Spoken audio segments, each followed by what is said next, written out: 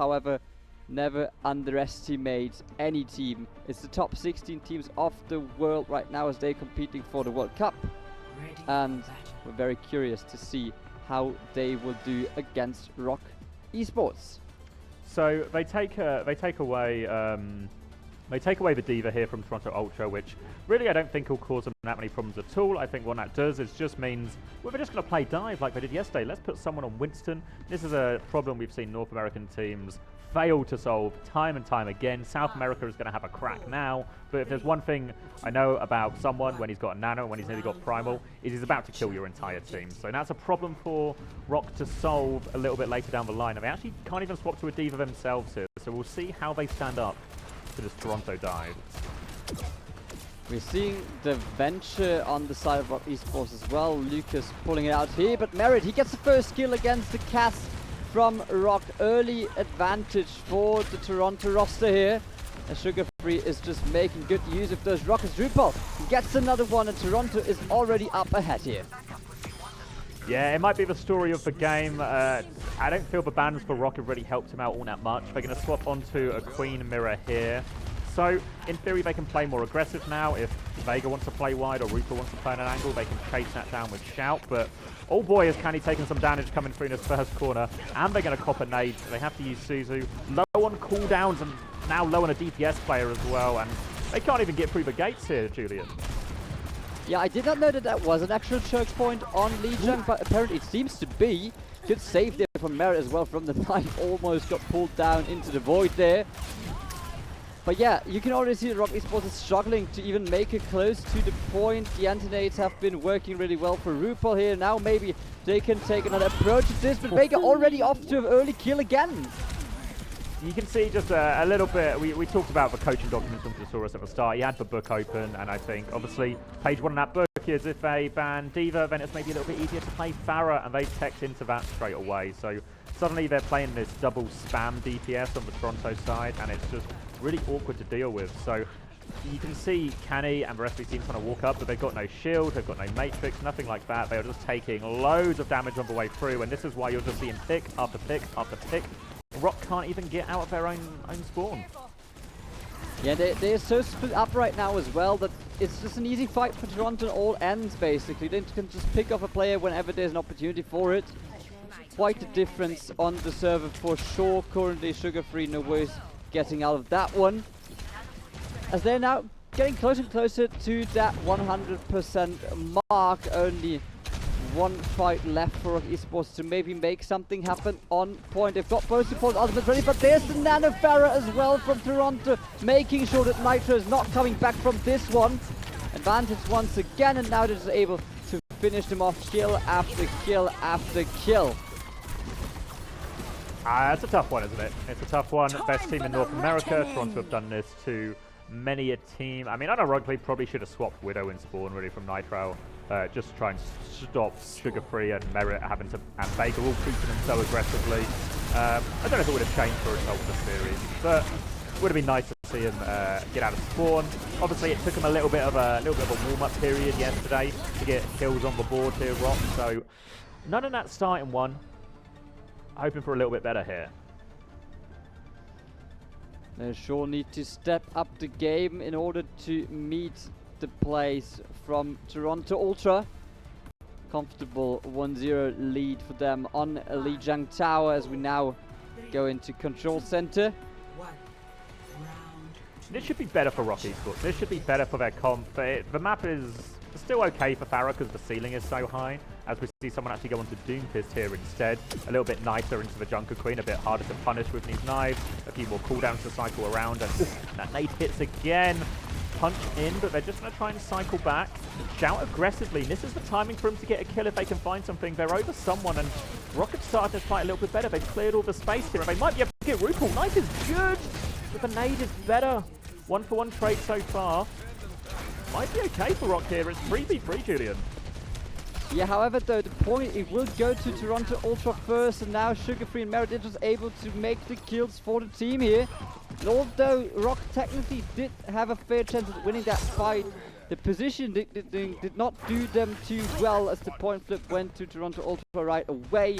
No charge, no percentages on the bank for ROC Esports. The difference we're really seeing here in compositions is mainly a difference between a comp that wants order on the Toronto side and a comp that wants chaos on the ROC side. We see a Venture swap now come through from Lucas to try and lean into that even more. They want to engage, they want it to be messy and chaotic. Toronto just wants clean engages, and here's a rotation that catches Vega. First kill on the board, and ROC have a big opening now. The kill against Vega could be crucial here, however. It takes them so long to get everyone up to heal again, and therefore there's already so much time lost here. They're not trying to commit towards the point. The Kurik ultimate is used as well. He has to be very careful here. Already dropped down to 150. Has to be healed up again. Merit finding the kill on Scary One in the process. Someone successful against Nitro as well. And Toronto Ultra, they have no issues cleaning that one up. Not even a 4v5 is too big of an issue for them, and you gotta give it to RuPaul here. Those anti-nades have been absolutely crucial in those fights.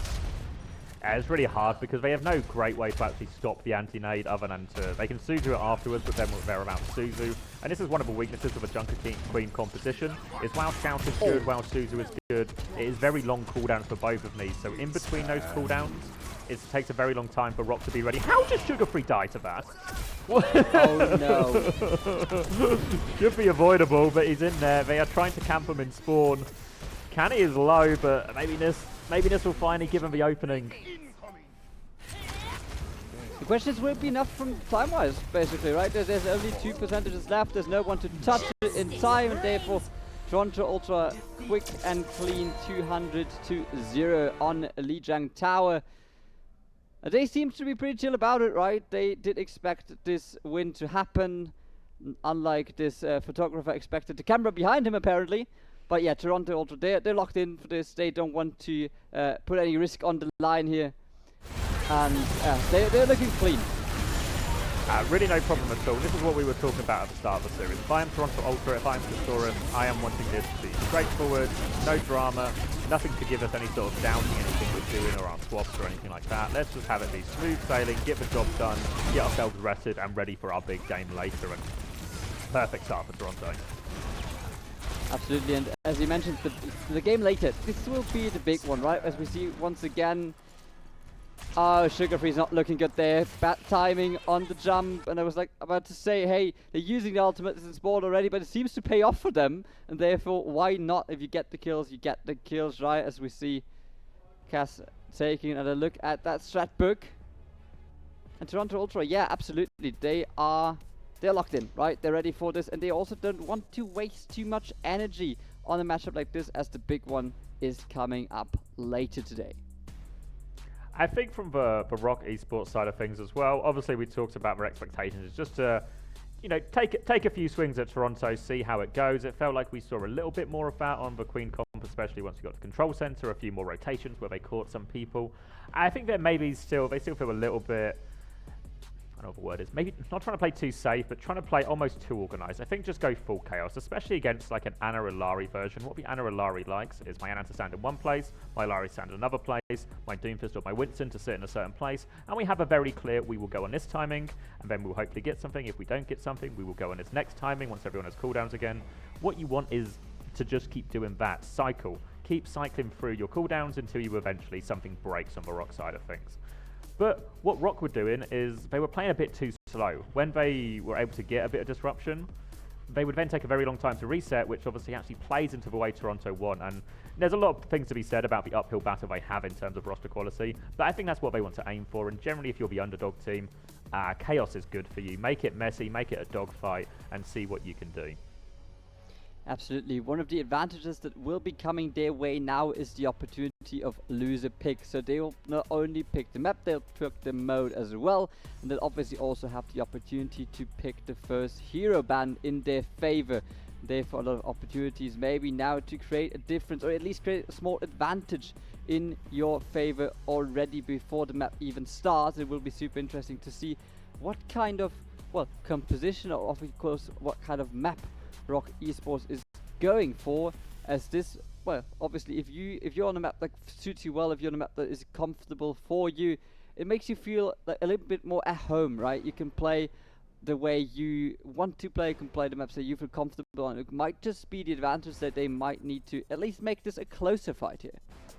Exactly, and I think if you look at the type of comps that we see from ROC Esports, it is, can we get ourselves on Lucio Kiri? Can we be aggressive? Can we do some kind of brawl? And then, as much as Toronto, everyone talks about their flexibility, their ability to play any comp, and their ability to play within a server, what you really don't want to let them do is play dive all that often. I feel the ban from ROC Esports didn't really achieve that at all in the first map. It allowed them to play the exact version of a comp they want. If anything, I think ROC's bans might have actually made their lives a little bit harder rather than easier. So we'll be hoping for something maybe a little bit more ground-based, a little bit more brawling that they can use here, and maybe just take away Ana or something, because the Ana was a huge problem. Take away Winston. Do something to try and disrupt Toronto a little bit more, and again, use that map pick to your advantage. Absolutely. Yesterday, when we saw ROC Esports on the stream against Crazy Raccoon, after they lost the first map, they went to Midtown and they did ban the Echo. Obviously, well, against Crazy Raccoon, didn't quite work out for them.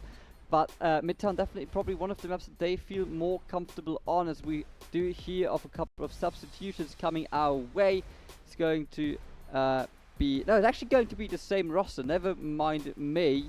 But yeah, definitely getting ready for the second map. Might be Midtown, might be something else. The hero pool is as wide as the map pool is, but we'll know for sure as soon as we show you this graphic. It's going to be Midtown once again, so therefore ROC probably feeling very comfortable on this one.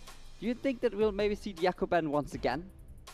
It's possible. I think if I'm ROC, in theory this is a BAP Brig map. BAP Brig Sigma is what a lot of teams will play. So I really think they should worry a little bit more about still playing dive, because teams can play dive on this map. As we can take a look at our teams getting ready for this second map on stage, I think it's really worth saying, and we can take a look at the bans now to see exactly how they did go into it, because it will be a Pharah ban, which feels a little bit reactionary from ROC. Right, the Pharah made my life hard, let's get rid of Pharah. Meanwhile, Toronto have banned Brigitte, and I think what this means from Toronto is Toronto still want to dive.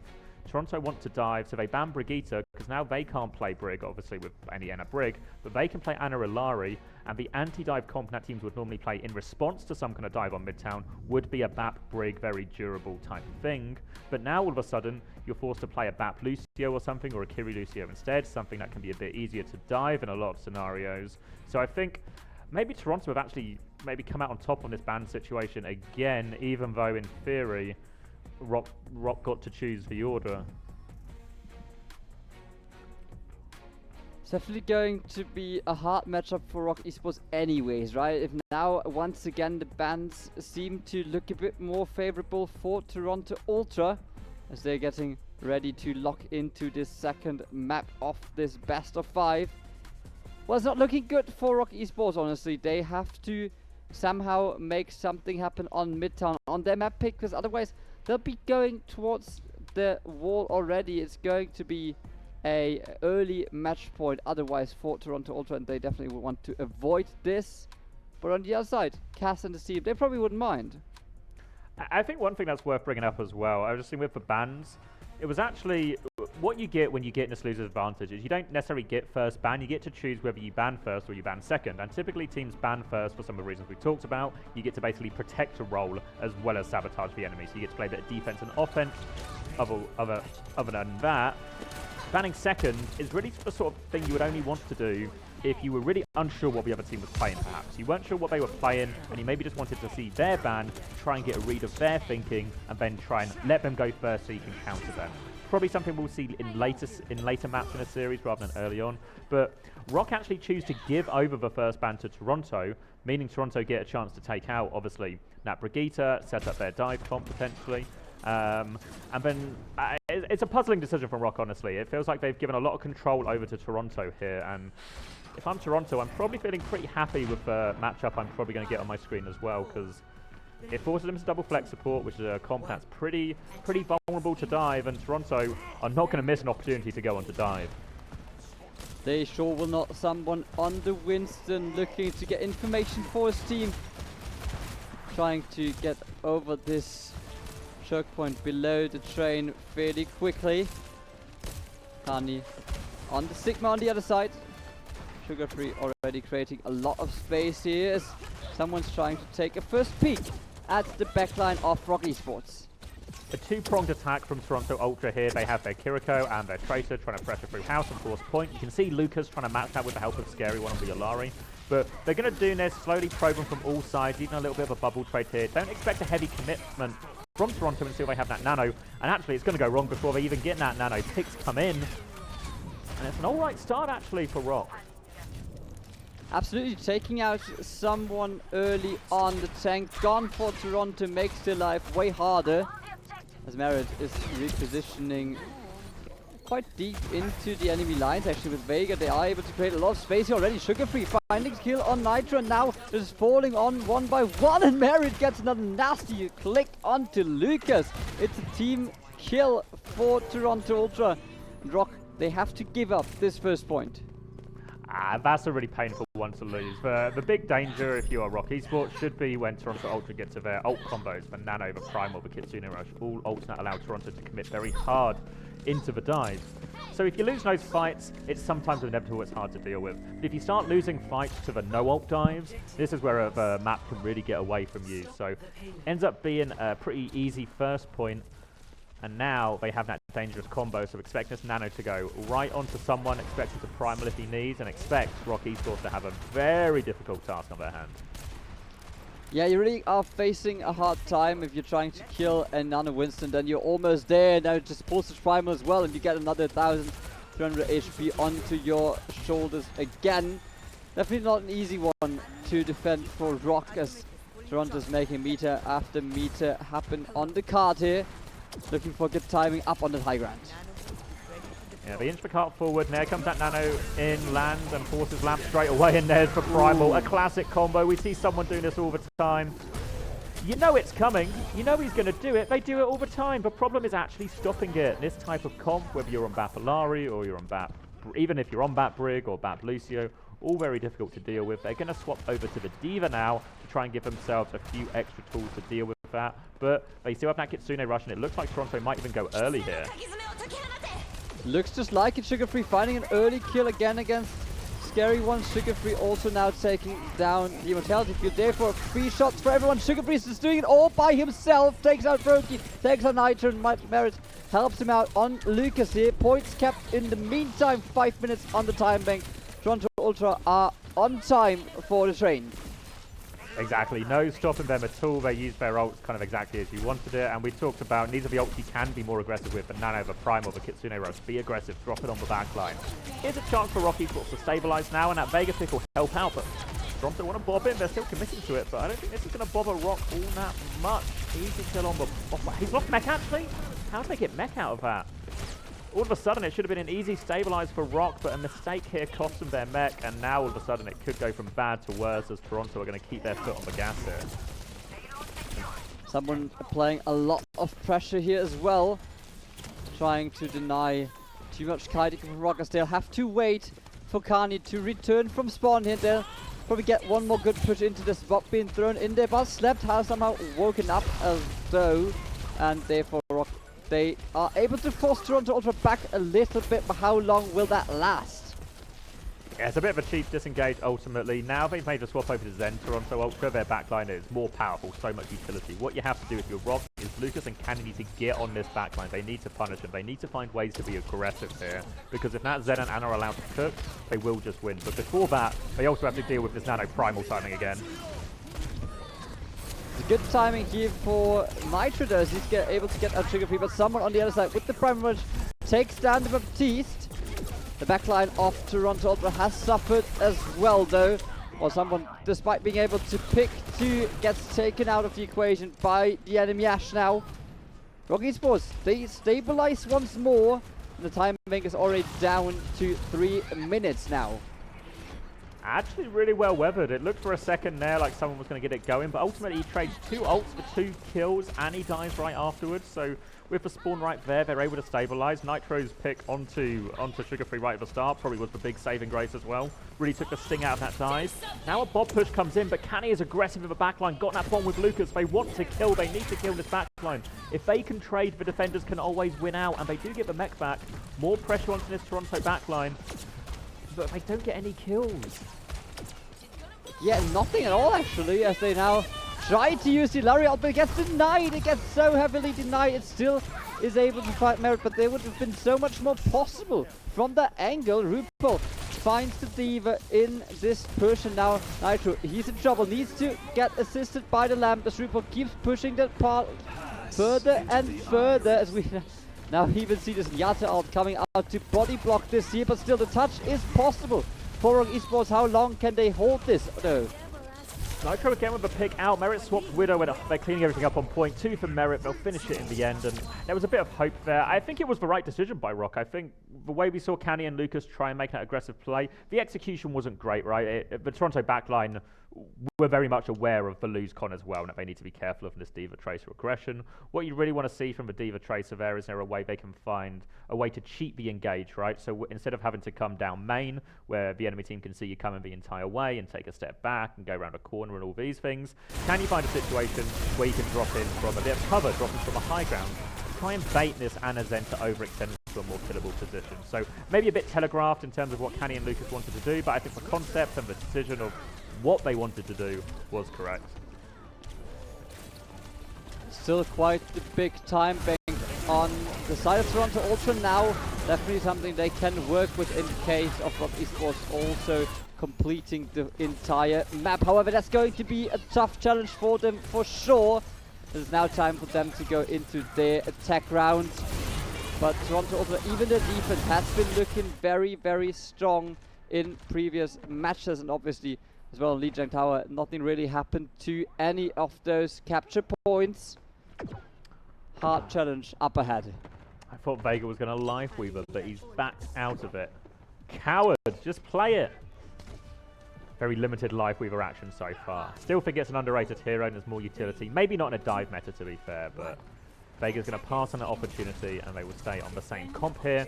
A lot of the same things will apply. They've got these big ults that are good at diving, and we're actually going to get Nitro on Widow. Ah, just kidding. Gone over to Cass, and they'll be trying to play this double flex support, which is very strong if they can get an angle. But in theory, if they play too wide here, ROC, they'll just get dived and picked apart. So they have to try and take space as a team, stay in each other's sight lines so they can keep supporting each other.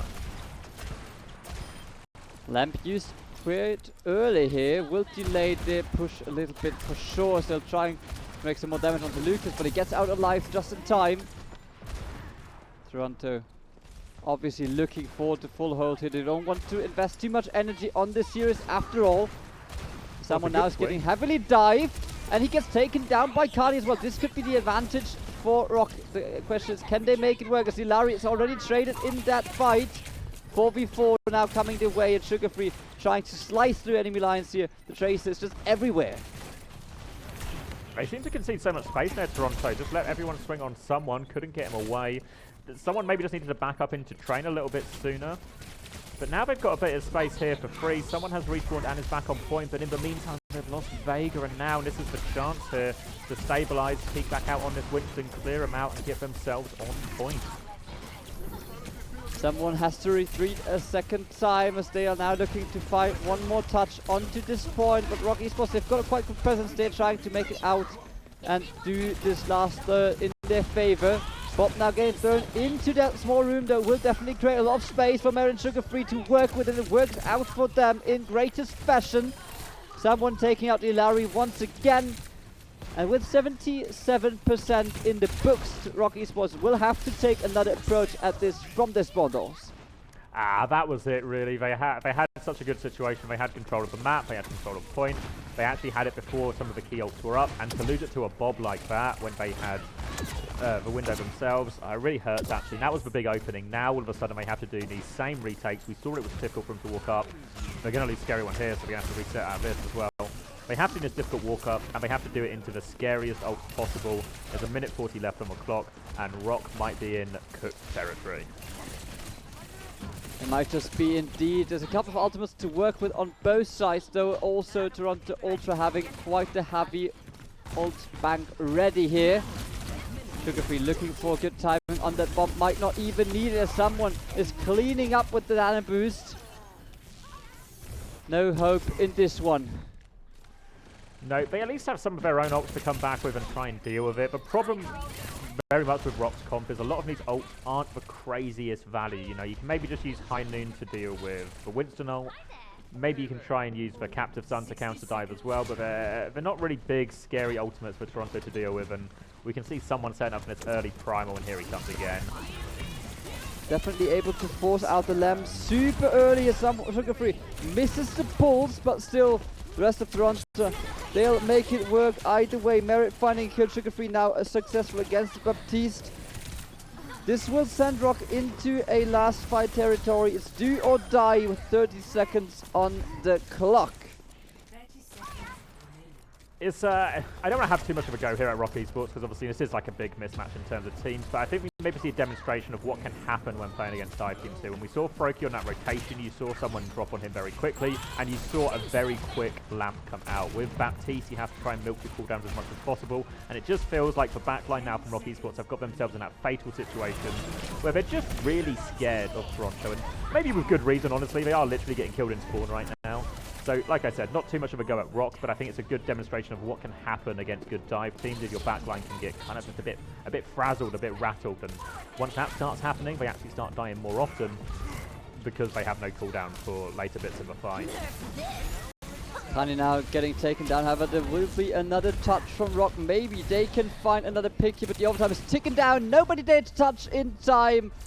ROC Esports, they'll lose Midtown just as they lost Lijiang Tower earlier. Early match point in that way as well now for Toronto. Ultra, of course, definitely a fast-paced matchup. Early match point in game number 1 of day 2. A few glimpses of stuff, right, like that swing we just saw from Canny where they catch someone. It's maybe worth noting that they actually had a really similar situation happen to them at the Dallas Major there, Toronto Ultra, where they were holding Midtown first and quite a different comp with the Sigma, but what happened is the enemy team swung through main, someone was left in a bit of island on that staircase while the rest of the team did play very defensive on point. So a really interesting similarity there of a fight going wrong in the exact same way for Toronto. I don't know if there's too much to read into there or if it's just like a bit of a lapse in concentration or what their exact plan is for that. Really, it's probably on someone just to play his life a little bit better in those scenarios and everyone else to peak a little bit more. So probably quite an easy fix, but smooth sailing, I think. Smooth sailing from them so far. And I imagine they might be tying this one up in a quick 3-0 as well.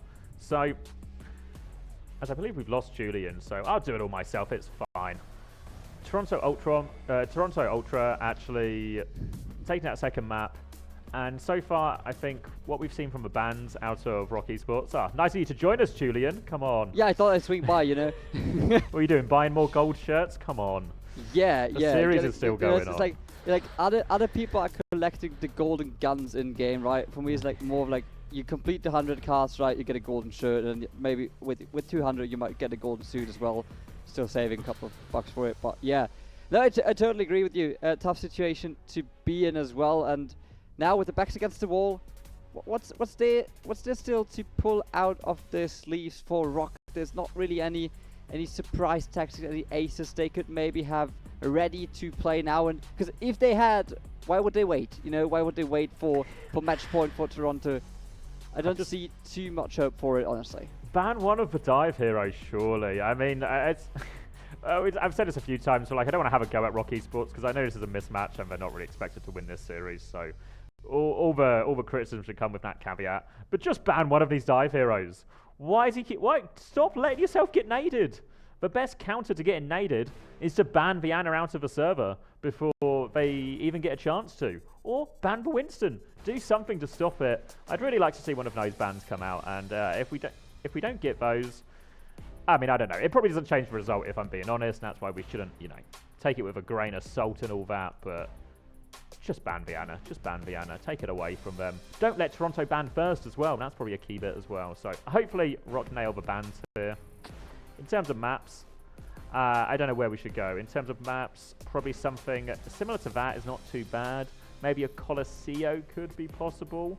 Now it's opened up a little bit more. Dive is more viable on Colosseo than it once was. So I don't know. It's maybe a tricky one. Maybe Flashpoint isn't the worst in the world. Go Flashpoint. ban Winston or ban Anna or something. It's quite a difficult map to dive on anyway. Maybe that's the choice I make if I'm ROC Esports now. But also, I'll probably just have some fun with it, you know? Make some plays, do some crazy stuff, see what happens, enjoy the ride. Yeah, absolutely. And I think enjoy the ride is the right call here, right? I mean, obviously, there's not too much to grab for you at this World Cup. You're probably one of the smallest regions in Overwatch at the moment, maybe even the smallest one at all. Therefore, just make sure to properly represent your region in this massive tournament. Make sure to leave a good note, and well, yeah, enjoy the trip. Honestly, right? There's still a big cashback of $10,000 for every participating team for sure. Therefore, I mean, you know, it's still so much money, honestly. Like for an esports tournament, especially in Overwatch, we didn't have those big prize pools in a long time. Let's take a look though at map number 3 as we're getting ready for potentially the last map of this matchup. Is going to be Riyadh, picked by ROC Esports once again, of course. They're crazy.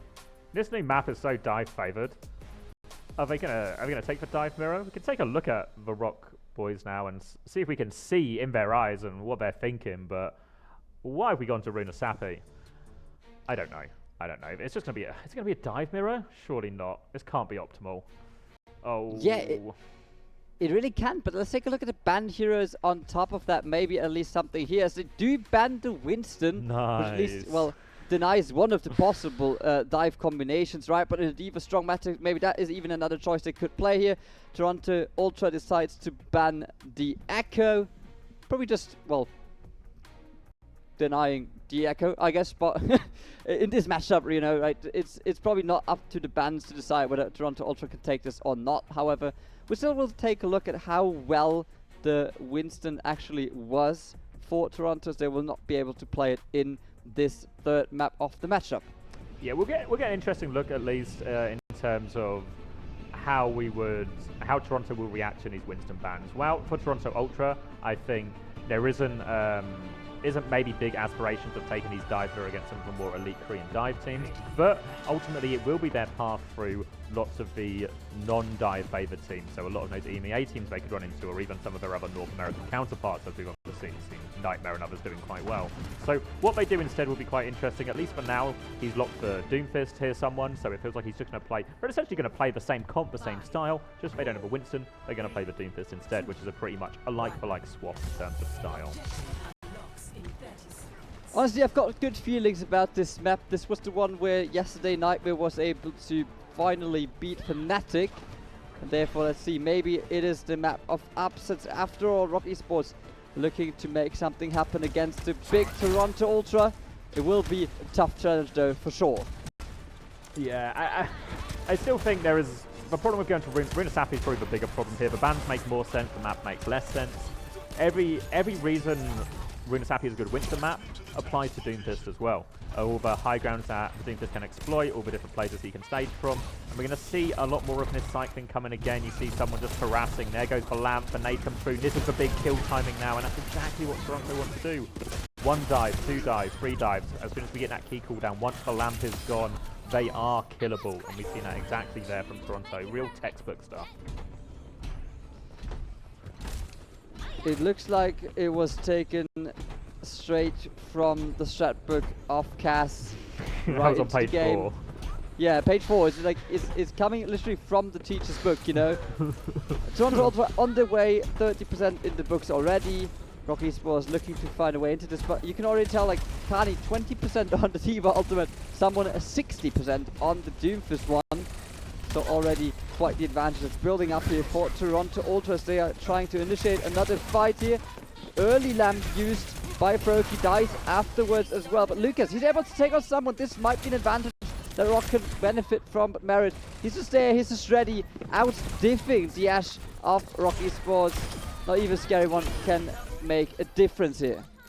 One of the things, we touched on it on mid-chan a little bit, in the sense that we saw Froki maybe committing these cooldowns very quickly, or having them forced out maybe a little bit too easily. And the same thing applies in a broader sense to the entire matchup from a ROC Esports point of view. One thing you can get really lost in if you're playing against a good dive team is, we keep dying, we're always dead, so we start playing really conservative and within ourselves. And actually, the best way to stop Toronto getting good dives off is to play aggressive. Disrupt their station. Don't let someone stand wherever he wants. Don't let Sugar-Free stand wherever he wants. Because right now, that's exactly what's happening. And if you let a good dive team stand where they want, they will do exactly what you see on your screen right now. They will tear you apart. And they're doing it in style for sure. There's so much space available for Toronto Ultra. No competition really here.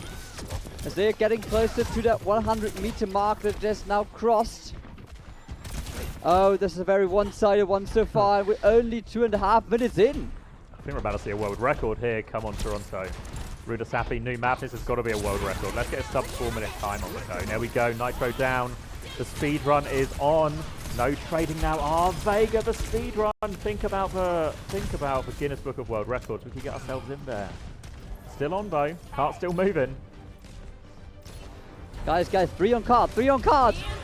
As Kani is trying to defend this one a little longer. Does get a kill on RuPaul though. For someone, he might be able to turn this one around, but the bot is already so far gone from the barrier again. Kani was able to push this one away, and therefore probably no record here. Definitely still a very big time bang to, well, finish those last meters, and 138 is quite a lot to deal with for ROC Esports. Where's Merit? Is Merit in spawn still? I think Merit is behind enemy lines. Does he manage to get out? Oh, that's dangerous. He's on a big old flank. I don't think ROC Esports are aware that there will be an ass behind him, so this could cause him a bit of a problem mid-fight here. Oh, he's coming up from behind. Oh, it's the Kirika as well. Someone able to get out of there. Sugar-Free gets one, but Vega is traded in the process. Good stick from Sugar-Free, getting the scary one out of there, and Brokey in the process.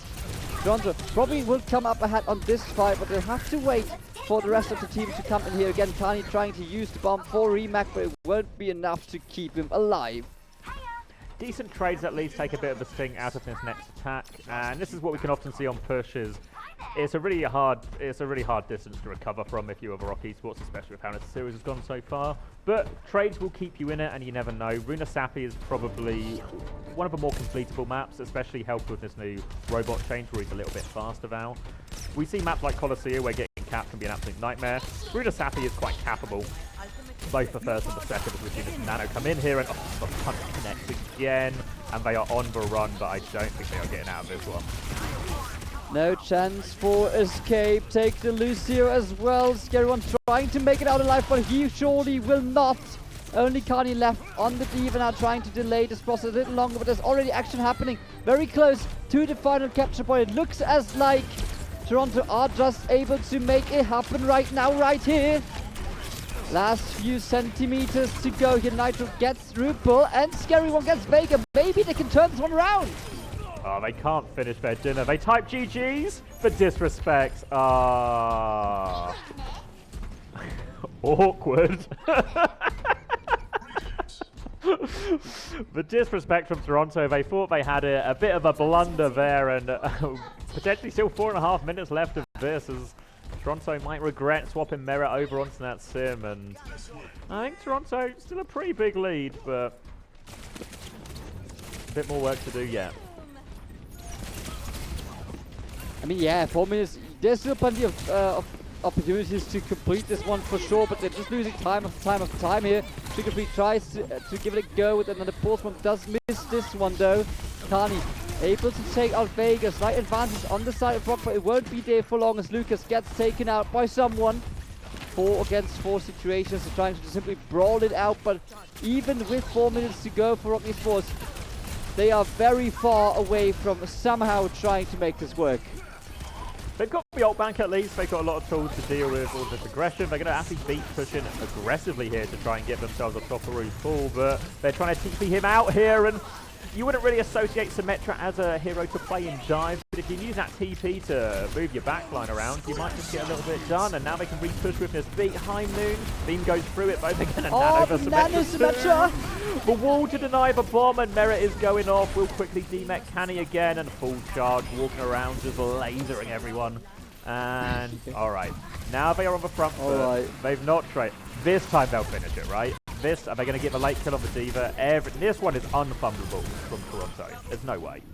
Not again. Absolutely. No refunds taken here. But the robot still has to take quite a long walk to get to that barrier, but it's so close already. Oh, this won't be good for ROC, but they will be able to fully regroup for sure. No ultimates available though. Maybe they can soon rush if they are quick enough with it. Sugarfree, he has the pulse bomb ready though. This could be an early pick that they might want to take here. Sugarfree, he's looking for it, you can tell. A lot of tools to try and get around here. Has to factor in the Matrix, has to factor in the Suzu.